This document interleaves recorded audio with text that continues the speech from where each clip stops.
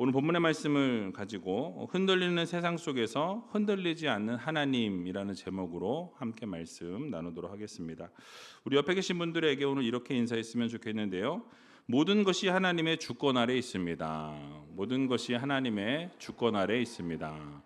그렇습니다. 여러분, 모든 것이 인간의 계획과 모든 뜻대로 움직여지는 것 같지만 사실은 모든 것이 하나님의 주권 아래, 하나님의 섭리 아래 있다는 것을 기억하시고 날마다 하나님을 바라보며 살아갈 수 있는 저와 여러분들이 다 되시길 주님의 이름으로 간절히 축원드립니다.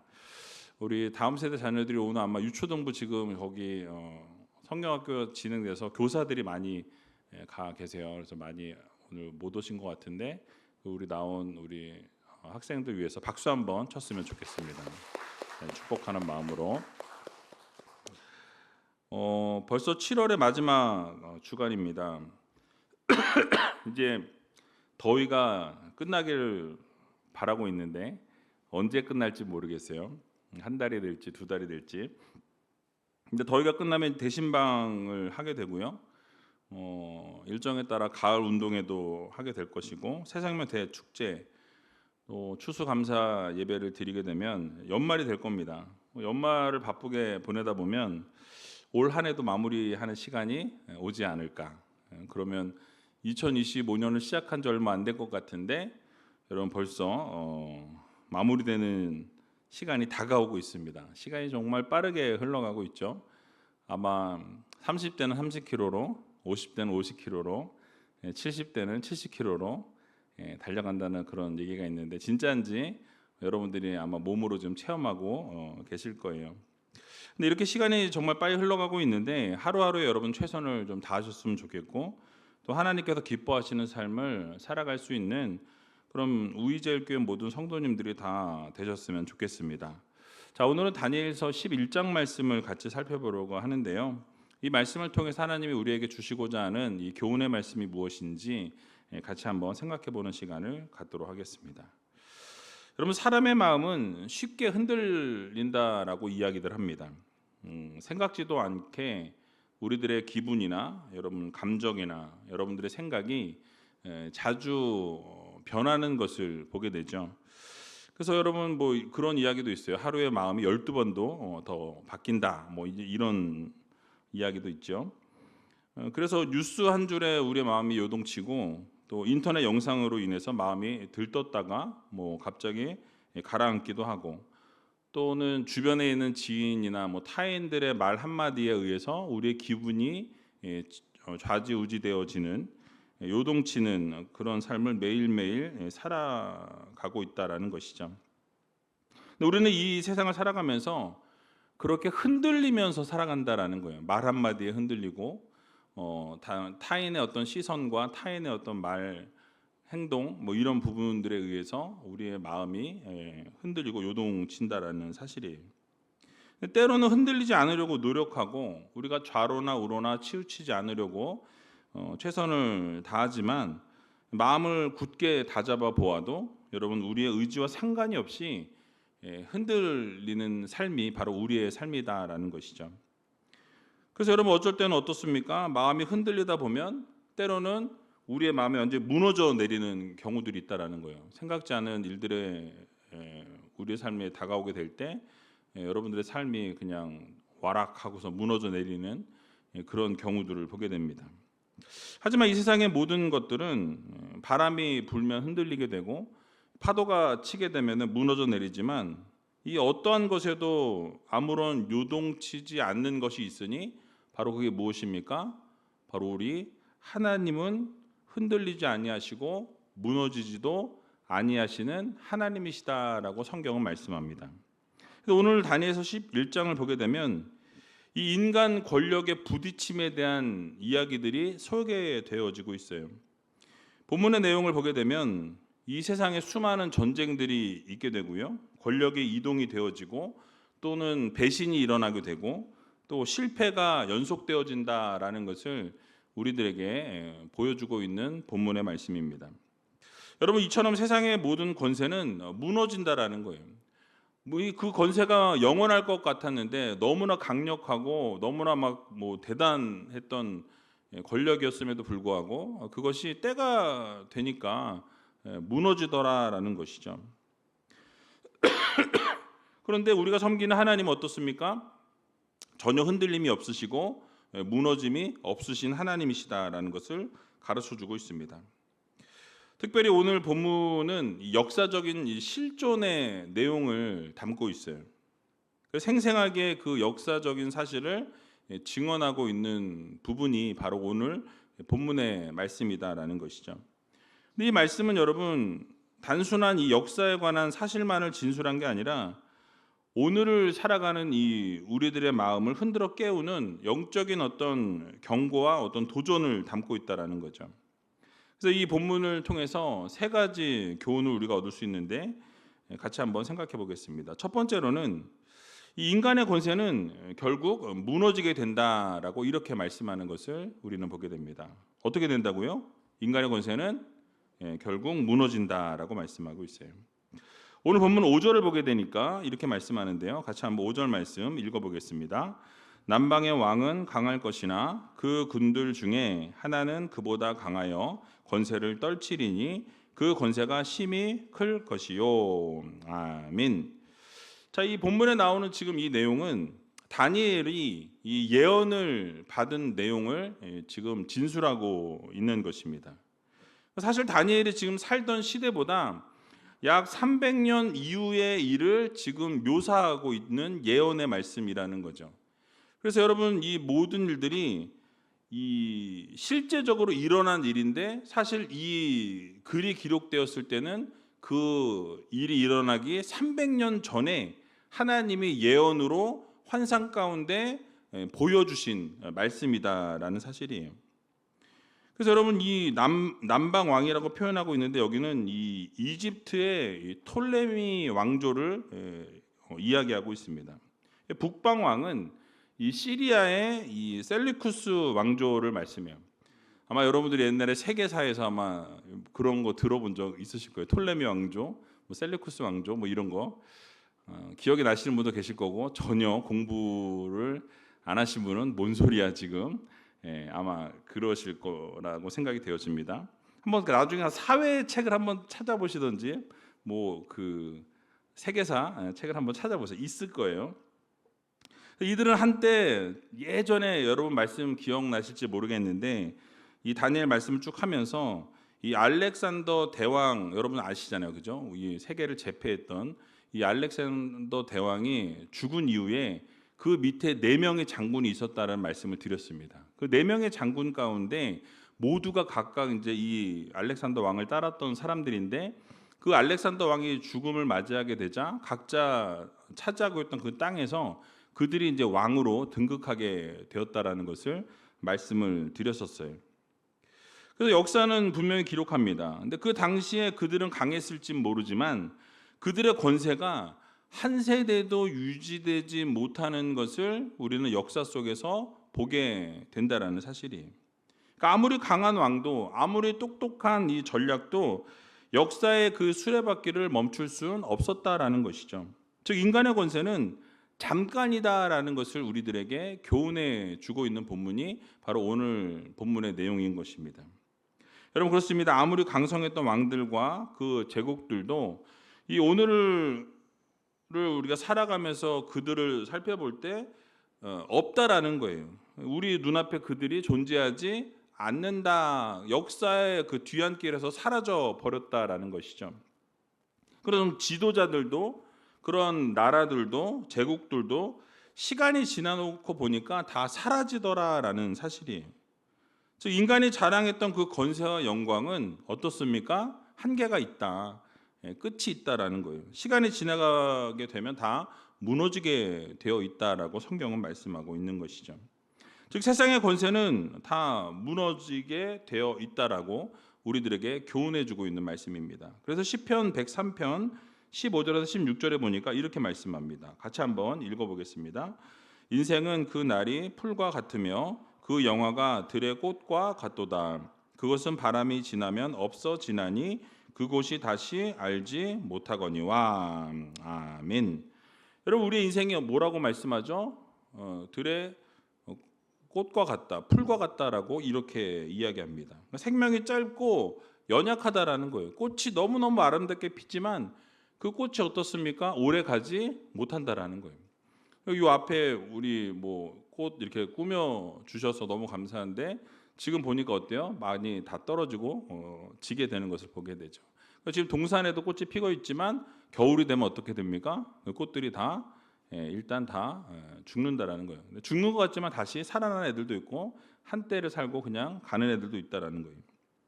여러분, 꽃이 피어날 땐 찬란하지만 그 며칠이 지나고 난 이후에는 시들게 되고 그 꽃은 떨어지게 되더라라는 것이죠.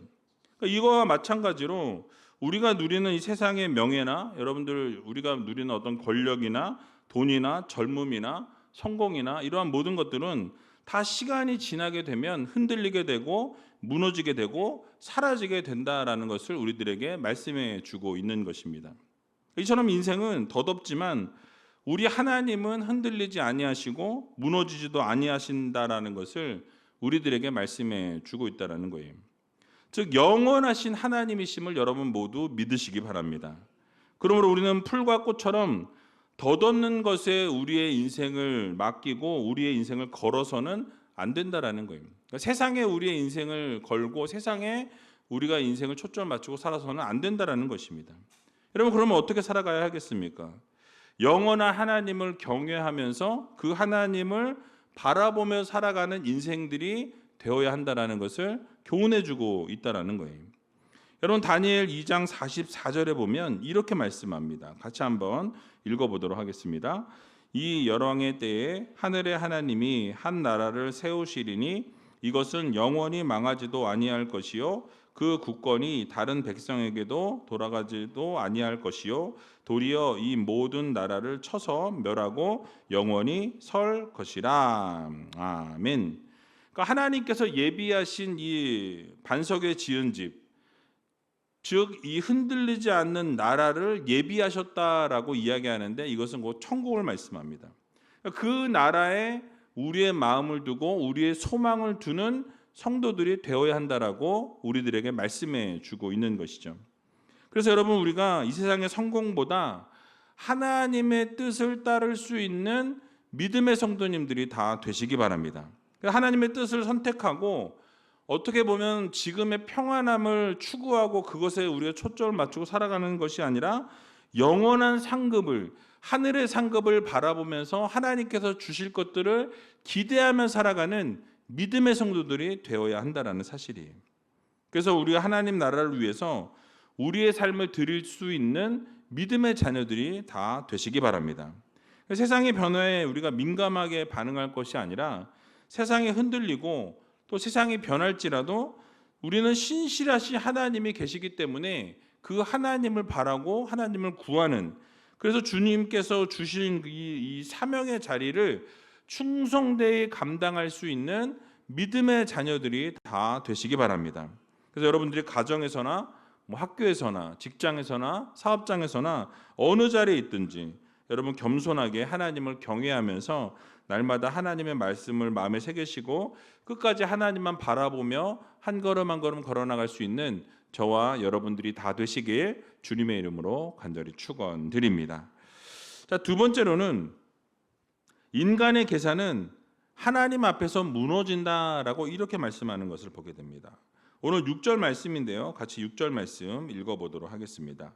몇 해 후에 그들이 서로 맹약하리니 곧 남방 왕의 딸이 북방 왕에게 나아가서 화친하리라. 그러나 이 공주의 힘이 쇠하고 그 왕은 서지도 못하며 권세가 없어질 뿐 아니라 이 공주와 그를 데리고 온 자와 그를 낳은 자와 그때 도와주던 자가 다 버림을 당하리라.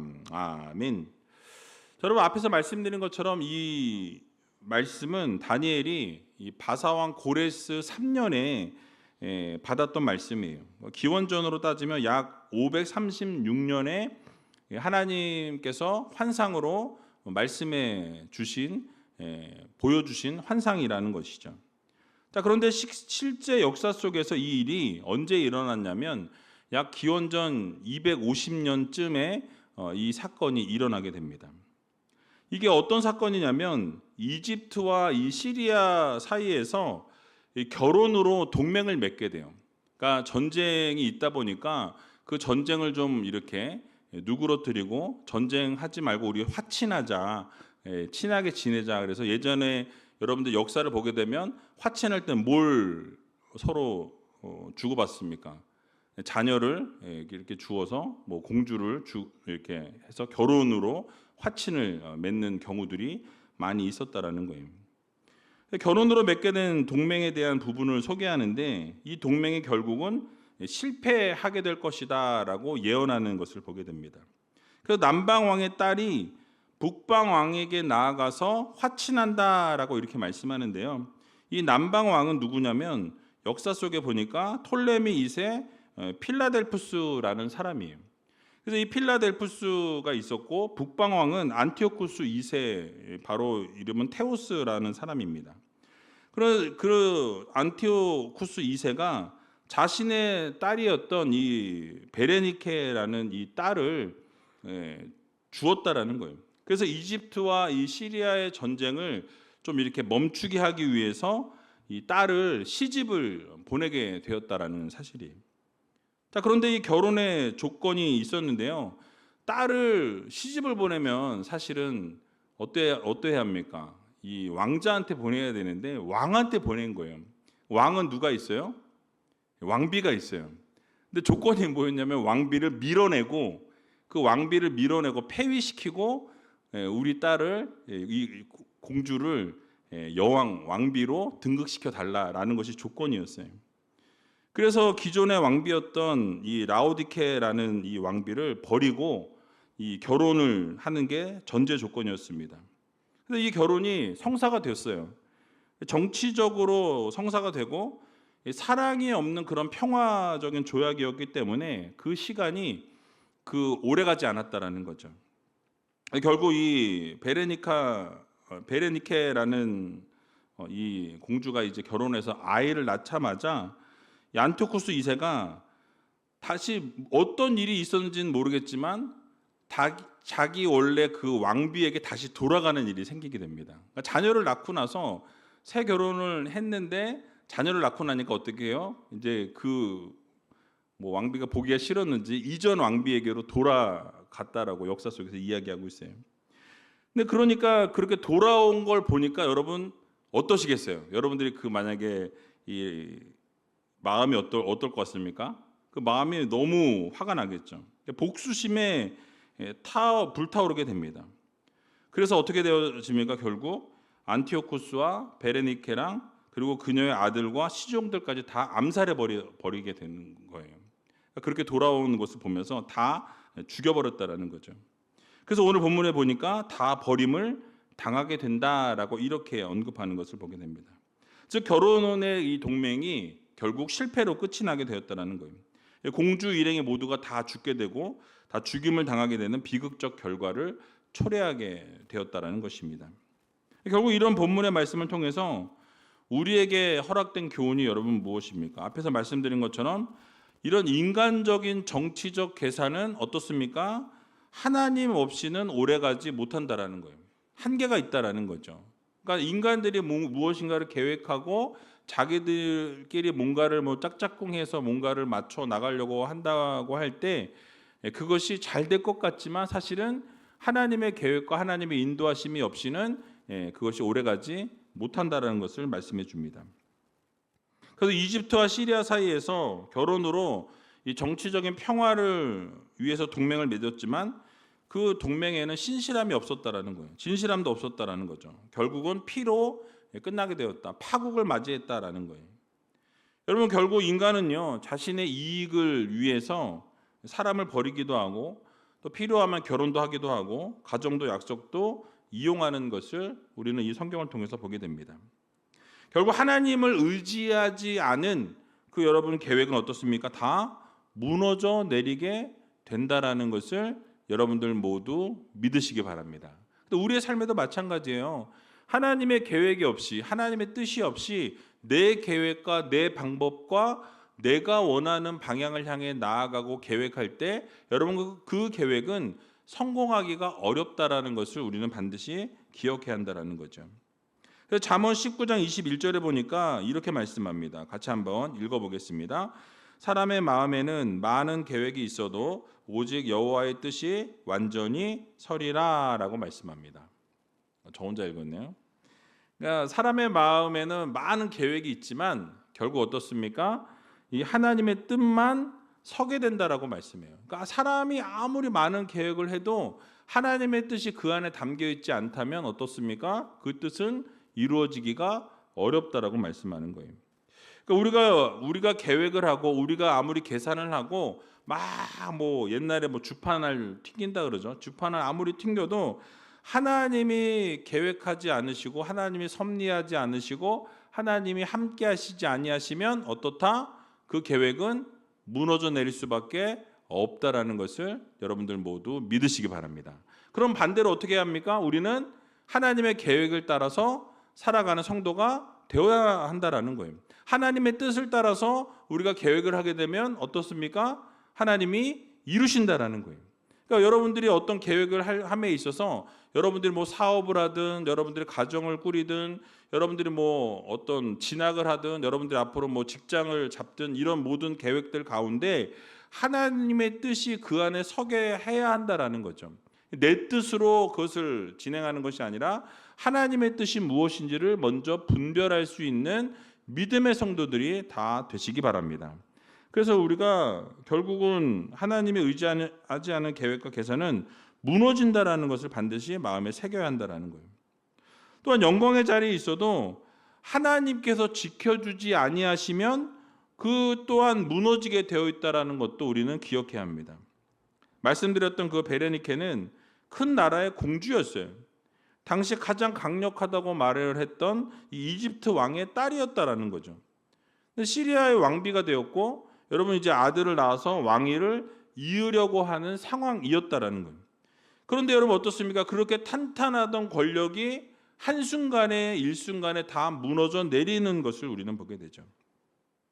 즉 우리의 지위나 우리의 권력이나 자녀나 그 무엇이 되었든지 간에 하나님께서 지켜주지 아니하시면 어떻습니까? 그 모든 것은 한순간에 물거품이 될 수 있다라는 것을 여러분들 모두 기억하시기 바랍니다. 여러분들이 인생 속에서 경험하셨을 거 아니에요. 여러분들이 여러분의 계획과 여러분들의 뜻으로 세웠던 모든 것들이 시간이 지나고 보니까 그것이 다 헛될 뿐이고 그것이 다 무너지는 것들을 경험하신 분들이 계실 거라고 저는 생각합니다. 그래서 결국 여러분 세상의 모든 맹약은 약속은 깨어지지만 하나님의 언약은 결코 깨어지지 않는다라는 것을 여러분들 모두 믿으시기 바랍니다. 하나님이 약속하신 것은 하나님께서 반드시 이루신다라는 거예요. 하나님께서 환상 가운데 300년 전에 이러한 모든 환상을 보여주셨고 그 환상이 어떻게 되어집니까? 300년 이후에 그대로 다 이루어지게 되는 것을 보게 된다라는 사실이에요. 그러니까 여러분 이 세상의 맹약은 깨어지지만 하나님의 언약은 깨어지지 않는다라는 거죠. 이 베레니케의 결혼은 강력한 약속이고 언약이었어요. 그러나 인간들끼리 아무리 계약을 하고 아무리 언약을 하고 약속을 한다 해도 그 욕심과 그 배신 앞에는 다 무너져 내릴 수밖에 없었다라는 것이죠. 그러나 우리가 잊지 말아야 될 것은 무엇입니까? 하나님의 약속은 결단코 깨어지지 않는다라는 것을 여러분 모두 믿으시기 바랍니다. 그러니까 하나님이 한번 세우신 약속은 영원히 하나님이 지키신다라는 것을 우리는 마음에 새겨야 한다라는 거예요. 그러므로 이 세상 살아가는 날 동안에 우리 모두 이 약속이 쉽게 깨어지지 않는다라는 것. 그래서 결국 하나님께서 영원토록 변함없으신 그 하나님을 의지하고 그 하나님을 바라보고 그 하나님 말씀에 순종하게 될 때 하나님의 그 약속이 우리의 삶에서 반드시 이루어지고 반드시 성취하신다라는 것을 여러분들 모두 마음에 새기시기 바랍니다. 하나님이 약속하신 것은 반드시 지키시고 성취하시는 하나님이심을 기억하면서 우리를 버리지도 아니하시고 우리를 떠나지도 아니하시고 여러분과 영원히 동행하시고 함께 하신다는 것을 기억하면서 그러므로 하나님만 바라보고 하나님만 구하고 하나님의 그 언약의 말씀, 약속의 말씀을 붙들고 살아가는 저와 여러분들이 다 되시기에 주님의 이름으로 간절히 축원드립니다. 자, 마지막으로 하나님은 모든 역사 위에 계신다라고 이렇게 말씀하는 것을 보게 됩니다. 오늘 본문 7절에서 9절 말씀 보게 되니까 이렇게 말씀합니다. 같이 한번 읽어보겠습니다. 그러나 이 공주의 본족에서 난 자 중에 하나가 그 위에 위를 이어 복방 왕의 군대를 치러 와서 그의 성에 들어가서 그들을 쳐서 이기고 그 신들과 부어 만든 우상들과 그 은금의 아름다운 기구를 다 노력하여 애굽으로 가져갈 것이요 몇 해 동안은 그가 북방 왕을 치지 아니하리라. 북방 왕이 남방 왕의 나라로 쳐 들어갈 것이나 자기 본국으로 물러가리라. 아멘. 여러분, 이 7절에서 9절의 말씀은 이 베레니케가 죽고 난 이후에, 그리고 나서 그 오빠가 있었어요. 그 애굽에 있는 오빠가 이 톨레미 3세라는 사람이었습니다. 그 톨레미 3세가 동생이 지금 암살을 당해서 죽었다라는 소식을 들으니까 어떨까요? 화가 날까요, 안 날까요? 화가 나죠. 열이 받았어요. 분노하여서 이제는 북방 이 시리아를 치러 침공을 하게 되었다라는 거죠. 그때 시리아가 아주 크게 패배하게 됩니다. 그래서 오늘 본문에 나온 것처럼 군사적인 대승을 이집트가 겪고 돼서 이기고 나서 그 신전에서, 왕궁과 신전에서 금과 은과 아름다운 기구와 이 우상들까지도 다 전리품으로 가져가게 되었다라는 사실이에요. 그리고 뭐라고 이야기합니까? 몇 해 동안은 더 이상 침공이 없었고 평화가 이루어졌다라고 말씀하죠. 근데 그 이후에 또 뭐라고 말씀합니까? 북방 왕이 남방 왕의 나라에 쳐들어가는 일이 다시 또 발생했다라는 거예요.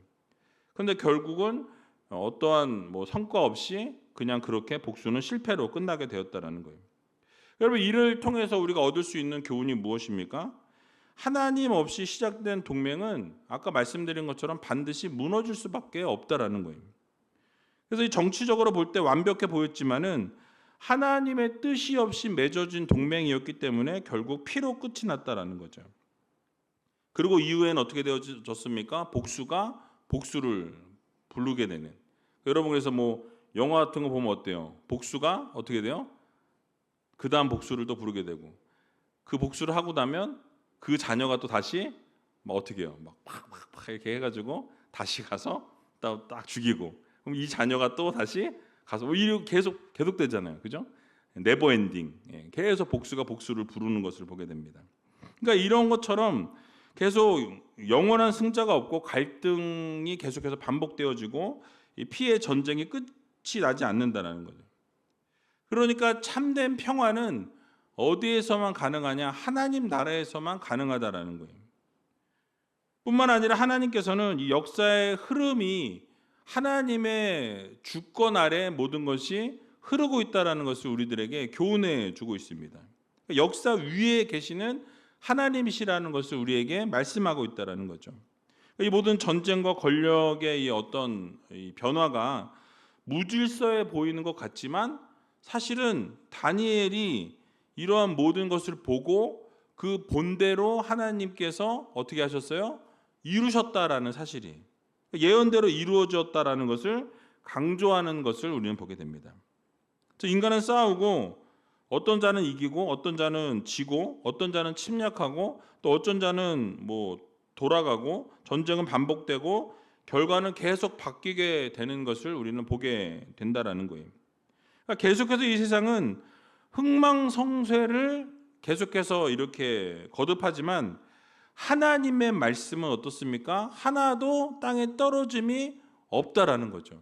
하나님의 주권과 하나님의 섭리와 하나님의 모든 일하심들이 어떻게 되어져요? 하나님이 일하시는 대로, 하나님이 이끌어 가시는 대로 움직여진다라는 것을 우리는 반드시 기억해야 할 것입니다. 여러분, 그래서 하나님께서 바벨론의 멸망도 말씀하신 대로 이루어졌고 바사의 흥망성쇠도 말씀하신 대로 이루어져요. 헬라 제국도 로마의 등장도 하나님의 말씀하시는 대로 다 역사 속에서 그대로 이루어지게 되는 것을 우리는 보게 된다라는 거죠. 결국 하나님께서 모든 역사를 설계하시고 모든 역사를 다스리시고 모든 역사를 주관하시고 이끌어 가신다라는 이 사실을 여러분들 모두 믿으시기 바랍니다. 오늘날에도 동일해요. 오늘날에도 하나님께서는 모든 역사의 주관자 되시고 모든 역사를 이끌어 가시는 전지전능하신 하나님이시라는 것을 여러분들은 믿어야 한다라는 거예요. 결국에 하나님 나라는 영원하고 그 나라의 백성으로 여러분들을 불러 주셨다라는 거예요. 그러므로 우리는 어떻게 살아가야 합니까? 세상의 흐름대로 흘러가는 대로 살아가는 우리가 아니라 하나님이 원하시는 삶으로 우리가 살아내야 한다라는 거예요. 그래서 하나님의 말씀대로 행하고 하나님의 손에 붙들림 바 되어서 하나님이 원하시는 삶을 날마다 살기 위해 최선을 다할 때 결국 하나님께서 여러분의 인생을 책임져 주시고 놀라운 은혜로 갚아주신다라는 이 사실을 믿으시고 날마다 하나님의 말씀 가운데에서 하나님의 말씀대로 순종하며 살아갈 수 있는 저와 여러분들이 다 되시길 주님의 이름으로 간절히 축원드립니다.